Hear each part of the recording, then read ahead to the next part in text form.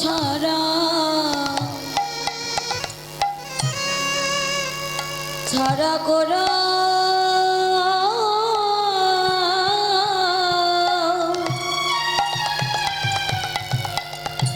এই জগতে সবাই সবার বাবা। এই পৃথিবী বড় শান্ত, বড় চঞ্চল কোতে। এই জগতে সবাই আমার, কিন্তু আমি যদি একবার ভেবে দেখি যে আমি যতদিন শক্তি থাকবে ততদিন আমি, শক্তি ফুরিয়ে গেলে আমি যে কারণ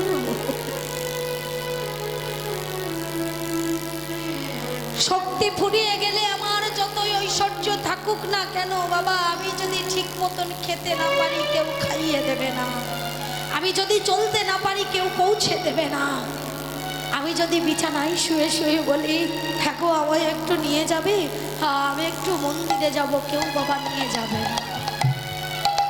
কেন সেদিন আমি বুঝতে পারবো যখন আমার ক্ষমতা ছিল তখন আমি সবার ছিলাম, আমার ক্ষমতা ফুরিয়ে গেছে মানে আমি সব ফুরিয়ে গেছি। সেই জন্য ভগবান বললেন রে তোদের সময় দিয়েছি, তোরা সময়ের মধ্যে কর, অসময়ে কিছু করলে তো সময়ের হবে না। আহা সময় গেলে সাধন হবে না, ওরে মনে রে আমার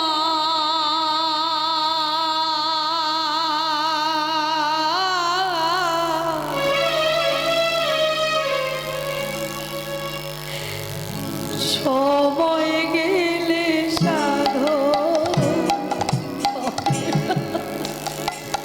ওরে মন আমার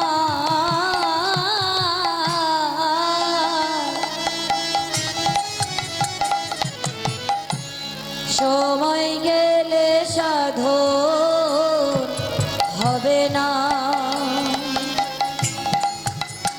ওরে মন আমার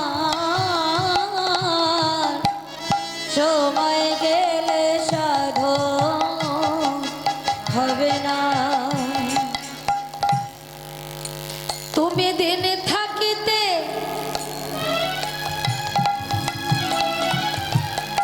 আমার দিনে করিব,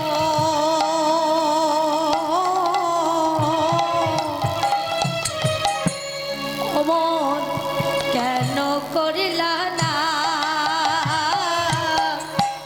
সময় গেলে সাধন হবে না, ওরে মন আমার সময় গেলে সাধন হবে না, ওরে মন আমার সময় গেলে সাধন হবে না। তুমি জানো না মন খালে বিলে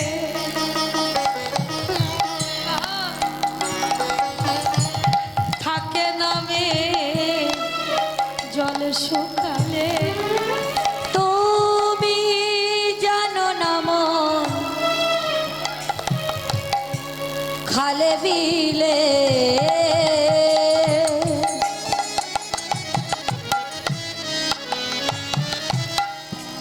থাকে নামি জল সকালে।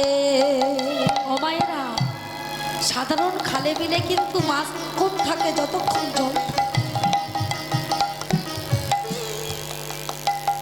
নারদ বললেন ভগবান তোমাকে তো কোথাও খুঁজে পাই না, তুমি থাকো কোথায় প্রভু? প্রভু বললেন না হং তিষ্ঠামি বৈকুণ্ঠে যোগীগণ হৃদয়ে নাচা মদ ভক্ত যত্র গায়ন্তি তত্র তিষ্ঠামি। আমি কোনো যোগী মুনি ঋষি গণের হৃদয়ে থাকি, আমি বৈকুণ্ঠে থাকি না। যদি কোনো ভক্ত ভক্তির সাগর তৈরি করে একবার হা কৃষ্ণ বলে কাঁদতে পারে, আমি সেই ভক্তি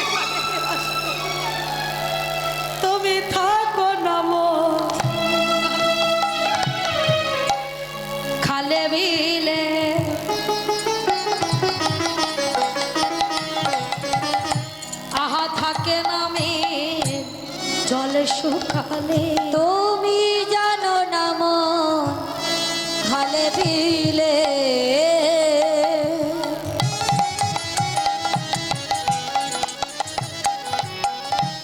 আরে থাকে না আমি জল সখালে। কি হবে সাথী? যে ভক্তি নেই, যেখানে সাগর নেই, যেখানে নয়নের জল নেই, সেখানে বাঁধন দেওয়ার কোনো দরকার আছে বাবা? কি হবে তাতে আমারে বাঁধন দিলে মোহনা সপে না সময় গেলে সাধন হবে না। ওরে মন আমার সময় গেলে সাধন হবে না। যারাই অসময়ে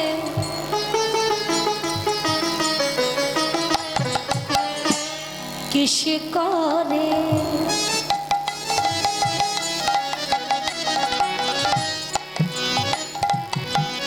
তারা মেছামেছি খেতে মরে। তারা ভক্তির সাগর তৈরি না হবে, যেখানে যৌবন কাল দিয়েছে, তোমার তিনটি কাল দিয়েছে, শিশুকাল, যৌবন কাল আর বৃদ্ধকাল।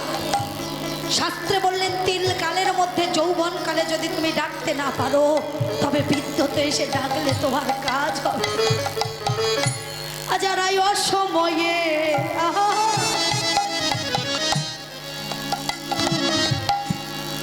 কৃষি করে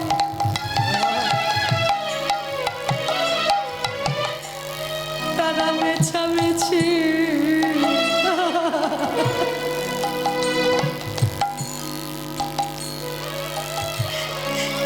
খেটে মরে। তারাই অসময়ে কৃষি করে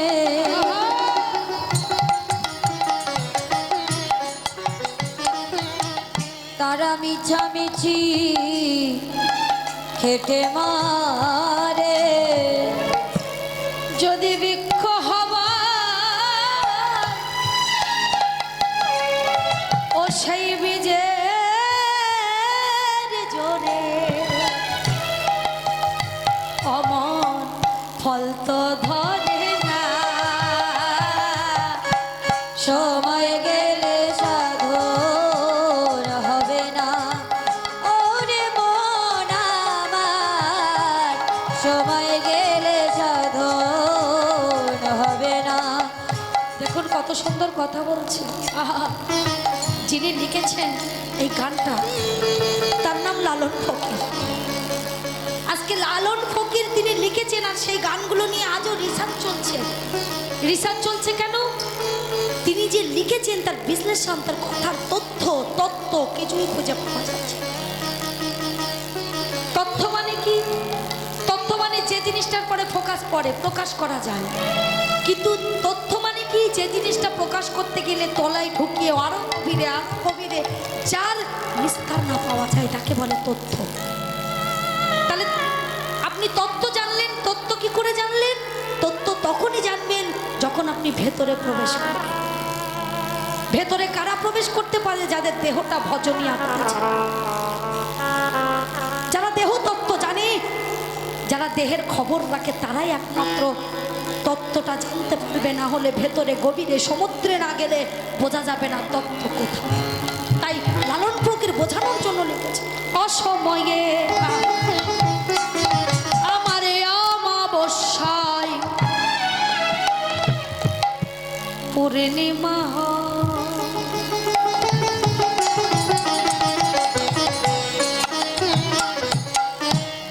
মহাযোগ সে দিনের উদয়। আরে অমাবস্যা পূর্ণিমা হয়,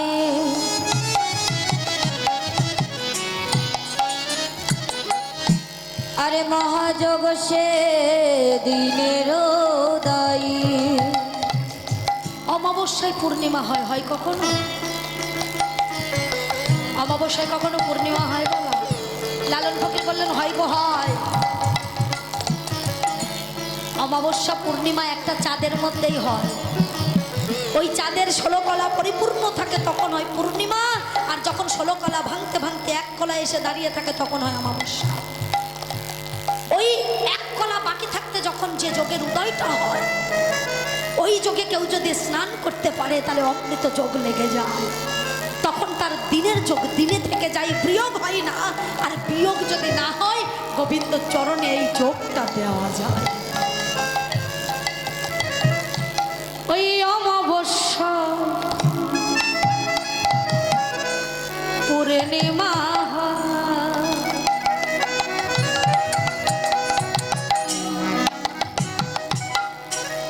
মহাযোগ সে দিনের উদয়।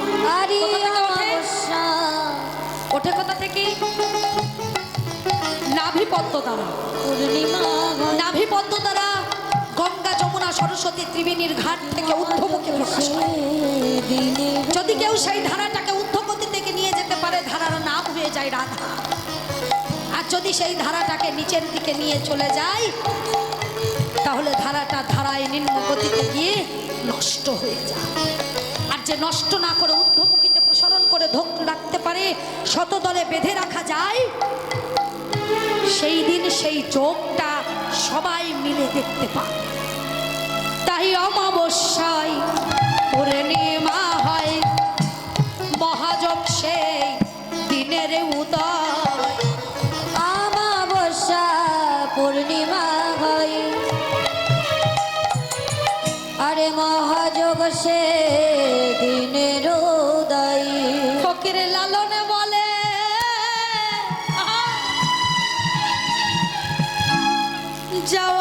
যাওয়ার সময়। ও মা, এতক্ষণ বলছিলে না সবাই আমার আমার, সেদিনে কেউ সঙ্গে যাবে না। সময় গেলে সাধন হবে না, ওরে মন আমার। সময় গেলে সাধন হবে না, ওরে মন আমার। তাই গৌর হরি বল, হরি বল, হরি বল।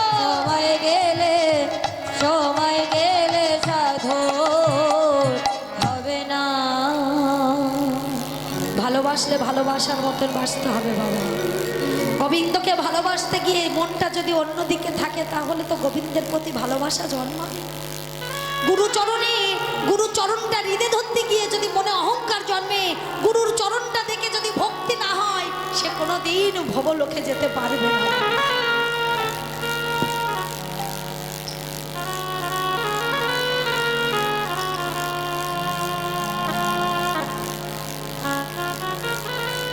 মনটা হলো পবিত্র করে গোবিন্দ চরণে ফেলে রাখতে হবে। প্রত্যেকের মন আছে, ভগবান দেখিয়ে দিলে জীবের মধ্যেই ভক্তি আছে। পশু হোক পাখি হোক, দেখবেন একটা পশুর বাচ্চা হলে কিভাবে আগলে রেখে দেয়, আগলে রেখে দেয় না বাবা? তার মধ্যে কি মায়া নেই? অবশ্যই আছে। তার মধ্যে মমতা আছে, কি করে বাচ্চাকে বাঁচিয়ে রাখতে হয়। একটা ছোট ছোট পশু পাখিরাও জানে। পাখিরা দেখবেন বাচ্চাটাকে মুখে করে নিয়ে কত দূরে গিয়ে বাসা তৈরি করে রেখে দেয়। যতদিন সে উঠতে না পারে, ততদিন তাকে কোলের মধ্যে করে যত্নে রেখে দেয়। ভগবান বললেন আমি সবার, কিন্তু আমি পাখনা দিয়ে ফেললে, সেই পাখনার অপব্যবহার করলে, আমি তো তাদের হই না। আমি তাদের হই? আমি তাদের হতে পারি না। কেন? সেখানে হওয়ার কোনো লাইন নেই। গান্ধারে বলেছিল কৃষ্ণ, তুমি যখন আমার শতপুত্রকে ধ্বংস করলে, হত্যা করলে, তোমার বুদ্ধিতে হয়েছে। আমি তোমায় অভিশাপ করলাম, তোমার যদুকুল ধ্বংস হয়ে যাক, ধ্বংস হয়ে যাক। কৃষ্ণ মাথা পেতে নিয়েছিল, গান্ধারী পিসিমা অভিশাপ তো দিলে, তাতে দুঃখ না। কিন্তু পিসিমা, তুমি যে আমায় অভিশাপ দিলে, আমি দুঃখ পাইনি, কিন্তু আমার সঙ্গে একটি জায়গায় তুমি যাবে পিসিমা।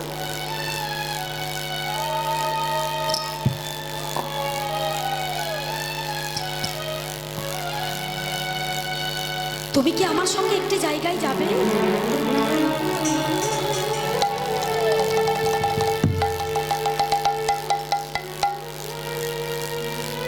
পিসিমা বলেছিল, কৃষ্ণ অভিশাপ তোকে তো দিয়ে ফেললাম বাবা, কিন্তু আমি যে অভিশাপ দিয়েছি তারপরেও তুই আমাকে ডাকছিস।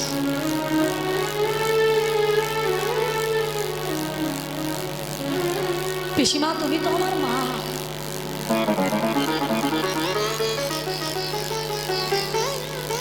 সন্তান ভুল করলে যেমন তুমি অভিশাপ দেবে, শাস্তি দেবে, মারবে, ধরবে,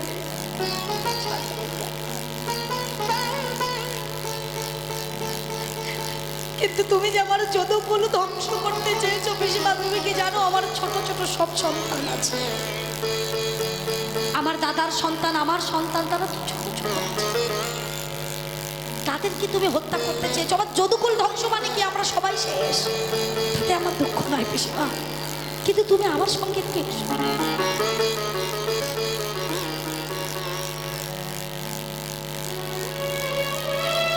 ফুলের মালাটা যিনি দিয়েছেন আমি পরে পরবো, কেমন? ভাগবতে আছে তো, যখন আমি সূর্য পূজায় লীলায় যাব তখন আমি নিজেই পড়ে নেব। পিসিমা বলছে, কৃষ্ণ আমার পুত্ররা হত্যা হয়েছে, তোর পুত্র না হত্যা হলে তুই বুঝবি কি করে কত যন্ত্রণা? তাই তোকে অভিশাপ করলাম পিসিমা, এসো। পিসিমার হাতটা ধরে নিয়ে গেছে টানতে টানতে। পিসিমা দাঁড়াও, পিসিমার হাত ধরে, ছাড় কৃষ্ণ আমার লাগছে না। পিসিমা তোমার লাগার মতন টানাটানি আমি করছি না, কিন্তু কারোর দুঃখ দিলে, কারোর মনে যে দুঃখ লাগে, তার যে কষ্ট করতে হয় সেটা তোমায় একটু দেখাতে চায়। পিসিমার হাতটা ধরে টেনে নিয়ে দেখাচ্ছে, পিসিমা দেখো তো, একটা ঘন্টার ভেতরে 5টা পাখি বসে আছে। ঘন্টাটা সরিয়ে দিয়ে 5টা পাখিকে উড়িয়ে দিলেন। কৃষ্ণ এত বড় একটা যুদ্ধের মাঝে তুই ঘন্টা কোথায় পেলি, আর এখানে 5টা পাখি বেঁচে থাকলো কি করে? পিসিমা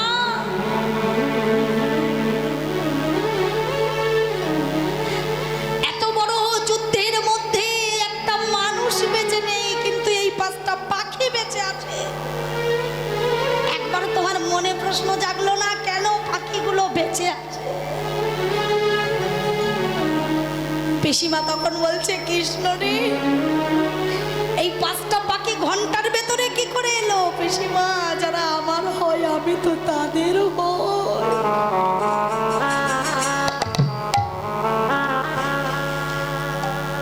যুদ্ধ আরম্ভ হতেই ওই পাখির পিতা পালিয়ে গেছে।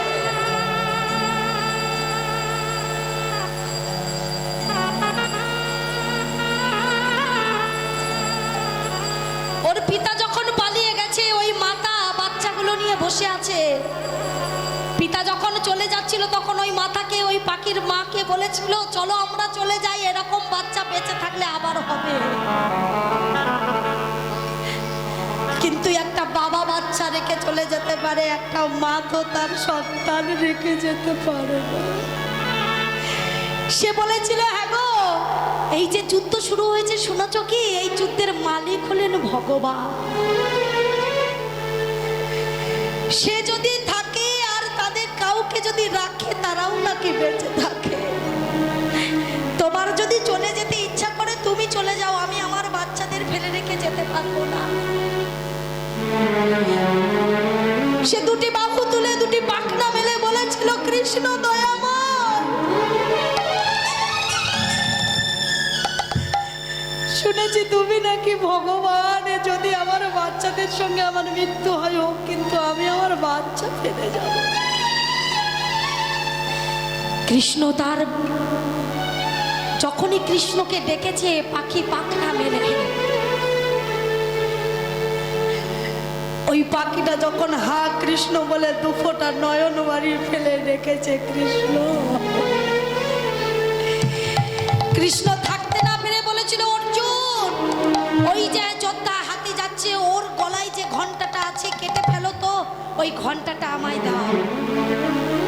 অর্জুন কেটে ফেলে ঘন্টাটা হাতে দিয়েছিল। ভগবান ওই ঘন্টা দিয়ে পাখিগুলোকে ঢেকে রেখেছিল। পাখিরা জিজ্ঞাসা করেছিল, কৃষ্ণ আমাদের যে 18 দিন তুমি ঢেকে রাখবে আহার, ভগবান বলেছিলেন যাদের আমি আমার করে নিই তাদের আহারটাও আমি যোগাই। পিসিমা, তোমার শতপুত্র যদি আমায় এসে বলতো কৃষ্ণ যুদ্ধ চাই না শান্তি চাই, আজকে তোমার পুত্ররা কেউ নিহত হতো না। কিন্তু তারা আমাকে চাইনি, যুদ্ধ চেয়েছে, রাজ সিংহাসন চেয়েছে।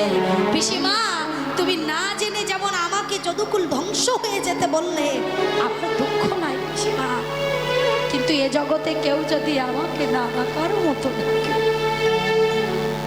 কখনোই আমি তার হব না।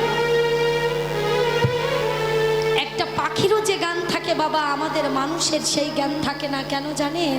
আমরা মানুষ হচ্ছি জ্ঞান পাপী, আমাদের যত জ্ঞান আছে তত পাপ বেশি করি, এই জন্য আমাদের জ্ঞান পাপী বলা।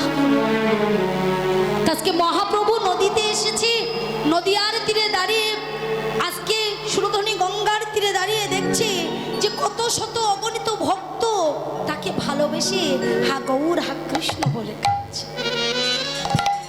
তা মাকে বলছে, মা আজকে আমার জন্মদিন, আর এই দেখো কত অগণিত ভক্ত আনন্দ করছে, আমিও তাদের সঙ্গে আনন্দ করব। এবার মা বলছে, খোকা তুই আনন্দ করবি? আচ্ছা শোন শোন বাবা, আমি তোকে একটু সুন্দর করে সাজিয়ে দিই, আর তোকে যখন সাজিয়ে দেব আমি আজকে তোকে একটু অলংকার পরিয়ে দেব। ও মায়েরা, আমার মহাপ্রভুর আবির্ভাব তিথিটা জানেন তো? হ্যাঁ, মহাপ্রভুর আবির্ভাব তিথি জানেন না? মহাপ্রভু যেদিন জন্ম নিয়েছিলেন, বাংলা কথা